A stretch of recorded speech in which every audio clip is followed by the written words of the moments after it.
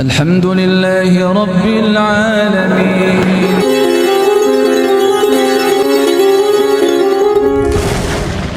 Kalau ada kerabatnya yang meninggal, nangis boleh, ya nangis, tapi dengan hati tetap di bawah kontrol kesabaran.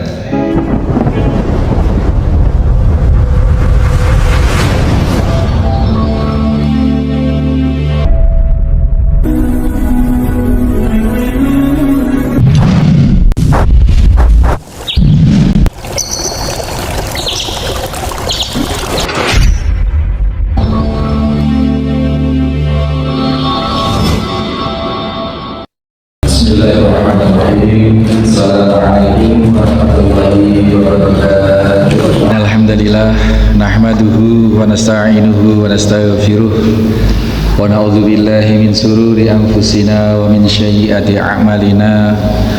May yahdihillahu fala mudhillalah wa may yudlil fala hadiyalah. Asyhadu an la ilaha illallah wahdahu la syarikalah. Asyhadu anna Muhammadan abduhu wa rasuluhu la nabiyya ba'dah. Allahumma salli wa sallim wa barik ala Muhammadin wa ala alihi wa sahbihi wa mawala.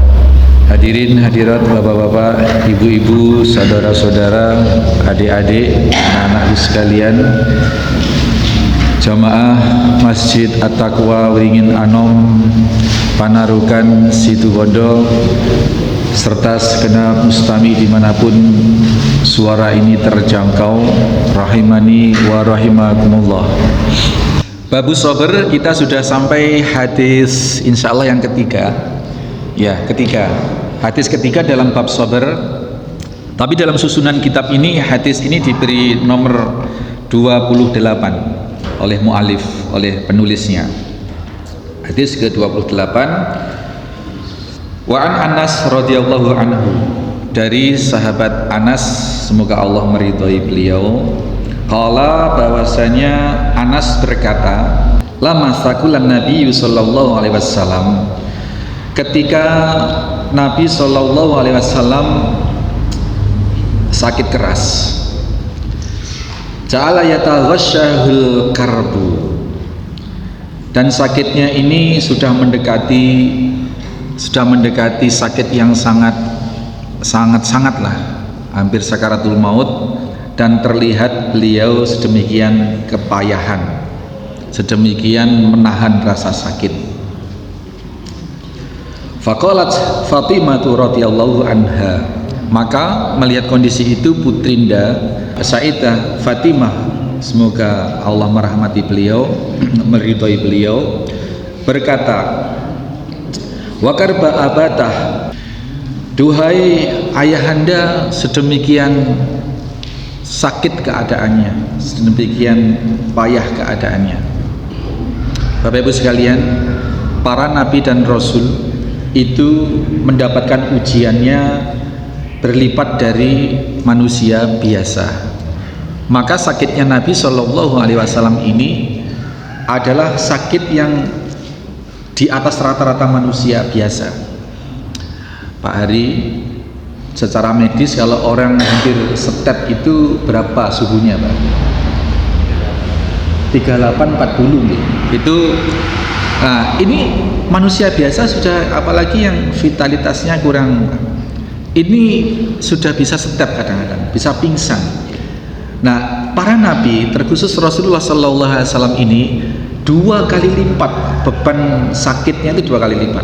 Berarti kalau kita punya daya tahan tidak step itu maksimal 40 atau 50 derajat lah mungkin. Nabi SAW ini 2 kali lipat. Dan secara umum demikianlah ujian para nabi dan rasul itu, sedemikian besarnya, sedemikian berlipat dari manusia biasa. Ini karena makom kenabian atau makom kerasulan itu berbeda. Terhadap sakit ini pun, maka Sayyidah Fatimah radhiyallahu anha sampai berkomentar demikian, duhai wa karba abatah, ayahanda, wahai ayahanda, sedemikian menahan, sedemikian dalam kondisi yang sangat-sangat sakitnya, sangat payah. Tapi Rasul mendengar, kemudian faqala, Rasul menimpali, laisa ala abiki karbun ba'dal yaum. Ayahmu tidak akan lagi merasakan yang demikian ini setelah hari ini, wahai putriku. Berarti ini hari terakhir, Pak. Hari terakhir, karena dinyatakan ba'da yaumin, setelah hari ini. Setelah hari ini sudah tidak akan merasakan sakit untuk selama-lamanya. Gitu. Nah, ketika seseorang sudah meninggal dunia, maka akan meninggalkan kondisi duniawinya. Dan ini Rasul memberitakan pada Sayyidah Fatimah, laisa ala abiki karbun ba'dal yaum. Tidak akan merasakan lagi setelah hari ini. Ayahmu tidak akan merasakan lagi setelah hari ini.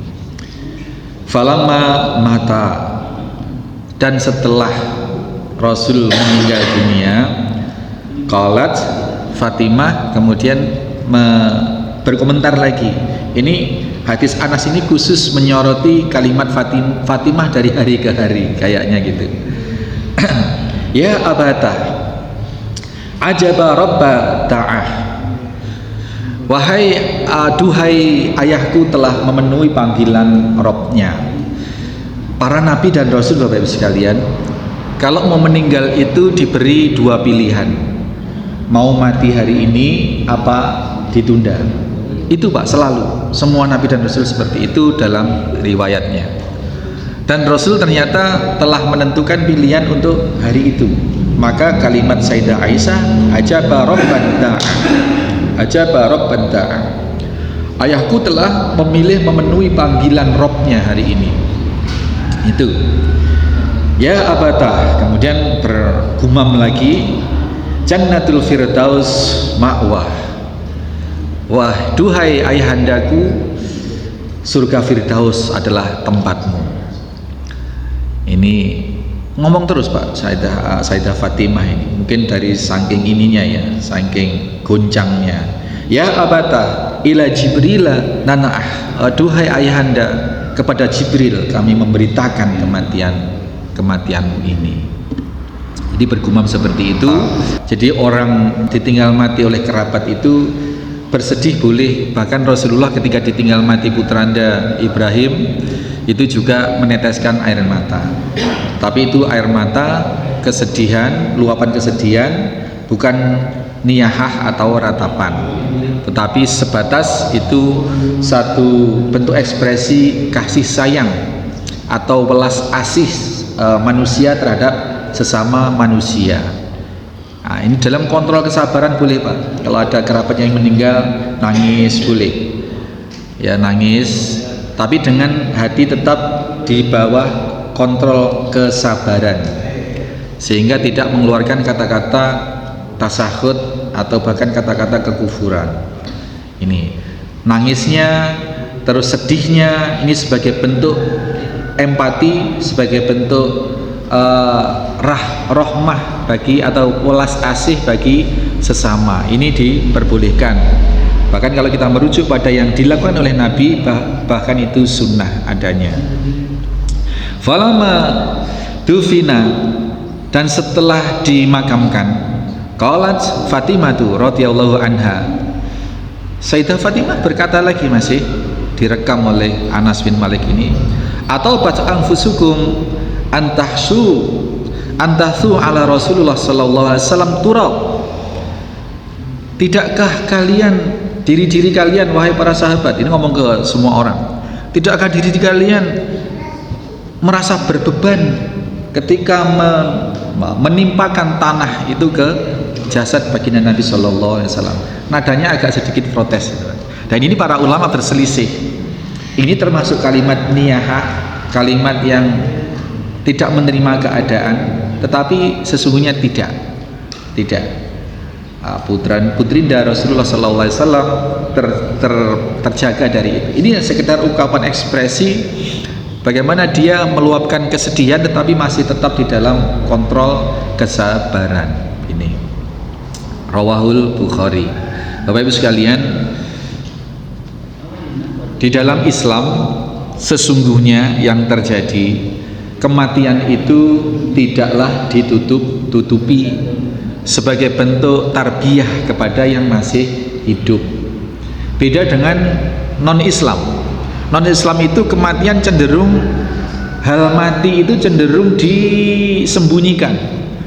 Jenazah misalkan, di luar Islam itu disembunyikan sedemikian rupa, dibikin serapi mungkin, dipakein dasi, dipakein lengkap.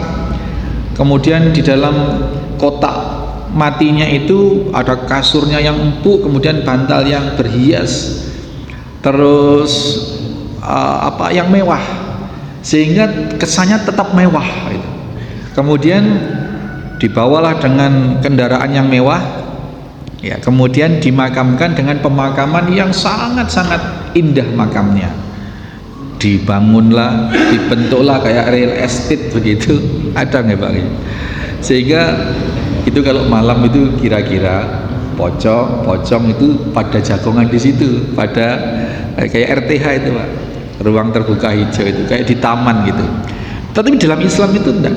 Ya, yang kita sebutkan tadi itu dalam rangka memanipulasi kematian. Jadi hal kematian itu seolah-olah disembunyikan, seolah-olah hal yang sudah berakhir segala-galanya, sehingga kesedihan orang-orang non-muslim ketika mati itu ya habis-habisan. Apalagi orang-orang yang ateis, apalagi orang kafir saja, yang ateis apalagi, mati itu ada sesuatu yang sangat menakutkan dan harus dihindari, sehingga ketika hidup dia harus memperoleh apapun yang ingin diperoleh dengan segala cara, karena ya kenikmatan itu ya hanya di dunia itu. Kalau sudah mati nanti jadi tanah, nggak ada, sudah selesai. Nah, itu persepsi atau pandangan orang-orang ateis atau orang-orang kafir, sehingga kematian pun dibungkus demikian rupa, dikemas demikian rupa, sehingga tidak menakutkan, dapat sesuatu yang disembunyikan lah.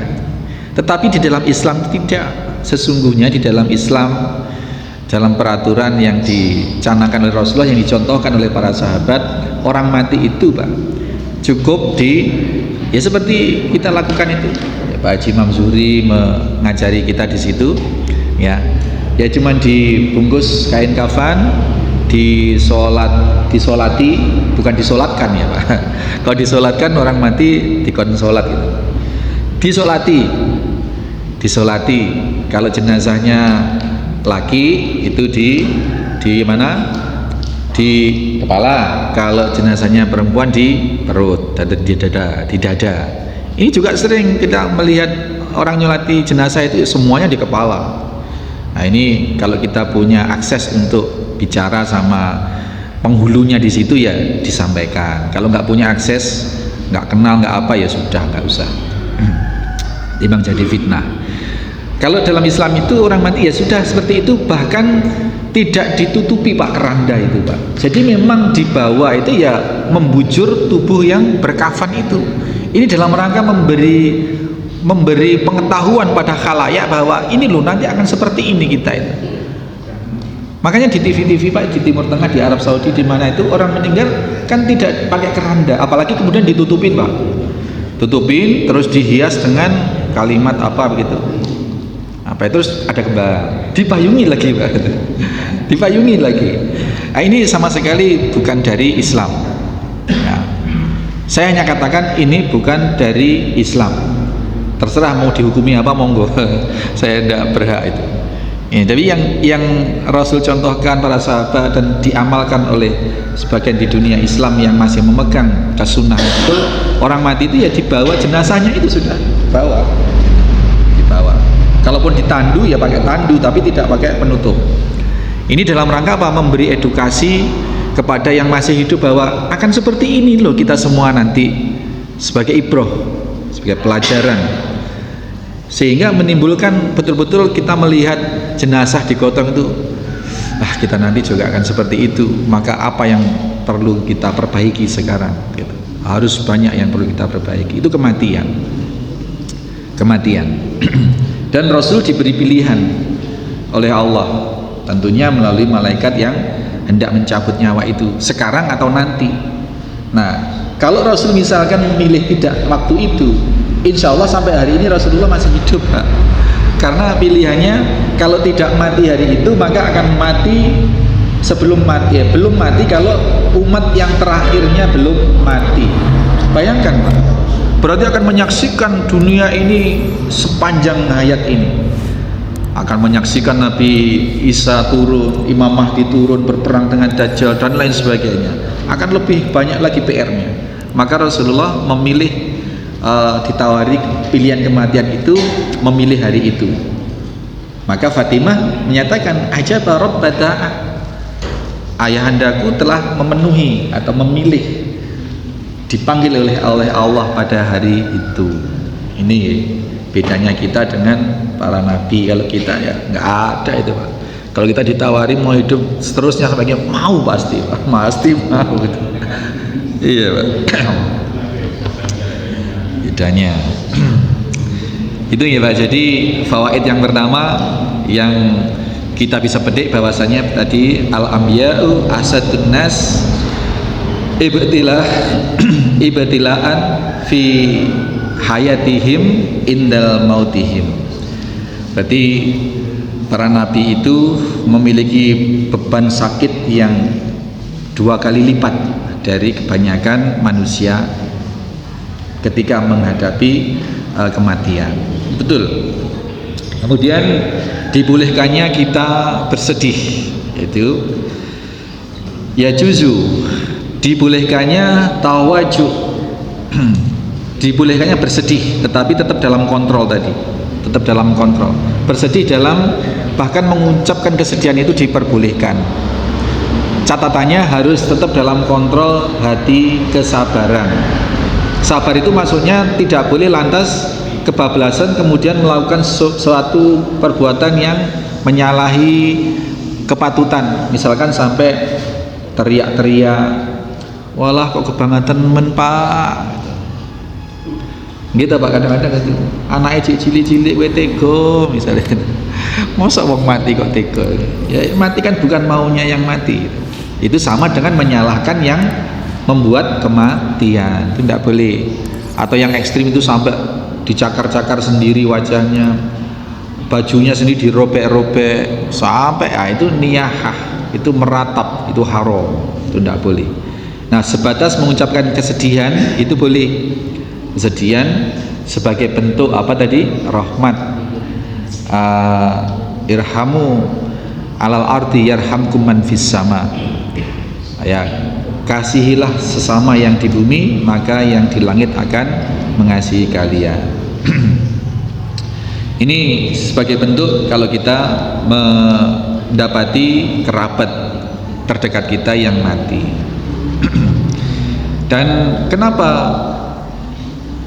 para nabi dan rasul itu diberi kesakitan saat sakaratul maut yang sedemikian besar? Karena pada hakikatnya, pada dasarnya, sakitnya sakaratul maut itu adalah proses penghapusan dosa-dosa di dunia gitu.